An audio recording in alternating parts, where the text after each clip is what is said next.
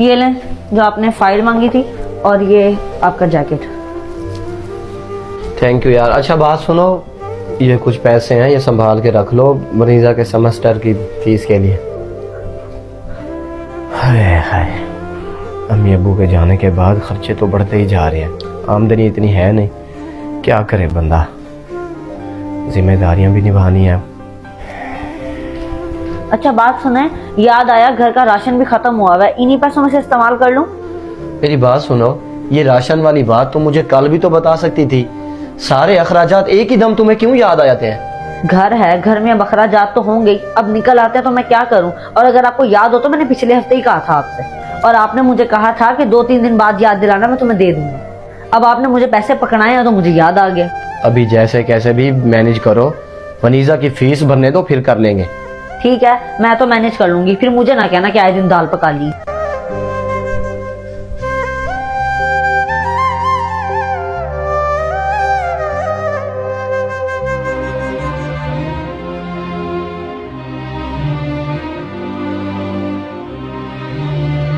ये लो वनीजा, ये तुम्हारी फीस के पैसे हैं, ठीक है, इसे संभाल के रखना, और जैसे यूनिवर्सिटी में सबमिट करवा दो तो बता देना।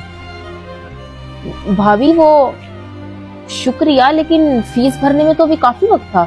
हाँ अभी टाइम तो था, मेरे ख्याल से उनके पास पैसे जमा हो गए होंगे या कहीं से आ गए होंगे, तो उन्होंने कहा होगा कि वक्त से पहले तुम्हें दे दें। वैसे और कितना अरसा रह गया तुम्हारी पढ़ाई खत्म होने में? सच बताऊं तो तुम्हारे भाई घर के खर्चात की वजह से बहुत तंग आए हैं। वो भाभी बस 2 सेमेस्टर और रह गए हैं।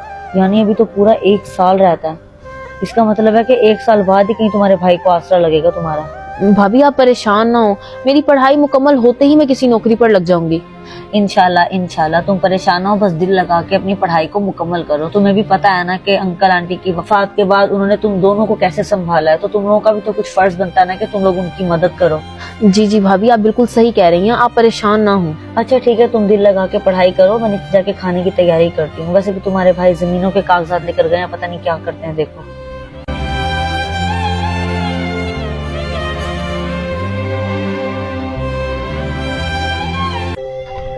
अल्लाह जी मुझे जल्दी जल्दी कामयाब कर दे ताकि मैं अपने भाई की मदद कर सकूं। उन्होंने बहुत परेशानियां झेली हैं और हम लोगों को पाला है, मैं बस उनकी मदद करना चाहती हूँ।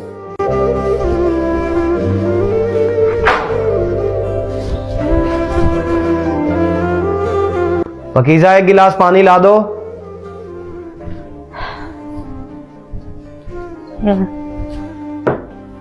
Thank you. और हाँ, ये फाइल को उठा के ना अलमारी में रख दो, फिलहाल ये किसी काम की भी नहीं है। ठीक है, मगर हुआ क्या? अब्बू की वफात के बाद इस जमीन का मसला हल होने को ही नहीं हो रहा। 5 महीने हो गए मुझे धक्के खाते हुए। हाँ, हल भी कैसे हो, ये जमीन अब्बू के नाम थी। वैसे अब्बू की वफात के बाद तो ये आपके नाम हो जानी चाहिए थी। इस फाइल को तुम फिलहाल संभाल के रख दो, इसको बाद में देखेंगे। फिलहाल मेरे ऊपर बहुत जिम्मेदारी है, अभी बाकी काम करने हैं मैंने।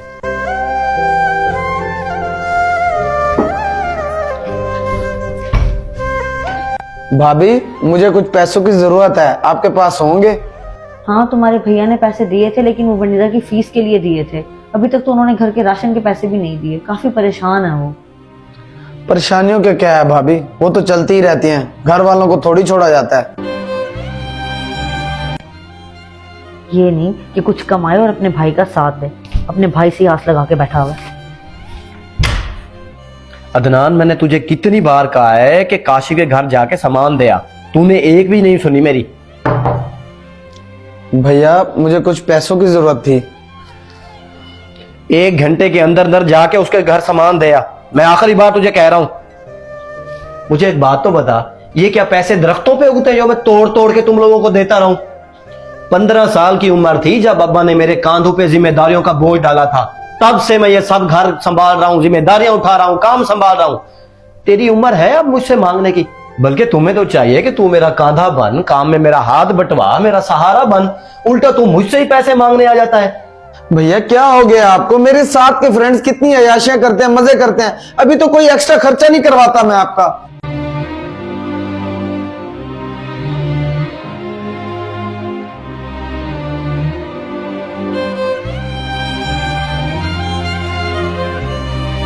अब आपका भी कोई और खर्चा निकल आया होगा, है ना? हुक्म करें। खर्चा तो कोई निकल के नहीं आया। मैं तो आप लोगों का शोर सुन के आई थी। क्यों शोर मचाया हुआ है घर में? क्यों पूरे घर को सर पे उठा रखा है? और इमरान क्यों मुंह बना के गया? पैसे चाहिए जी जनाब को, जैसे दरख्तों पे पैसे लगे हुए हैं ना। क्या हो गया? वो छोटे बहन भाई हैं आपके, और अखराजात किस घर में नहीं होते।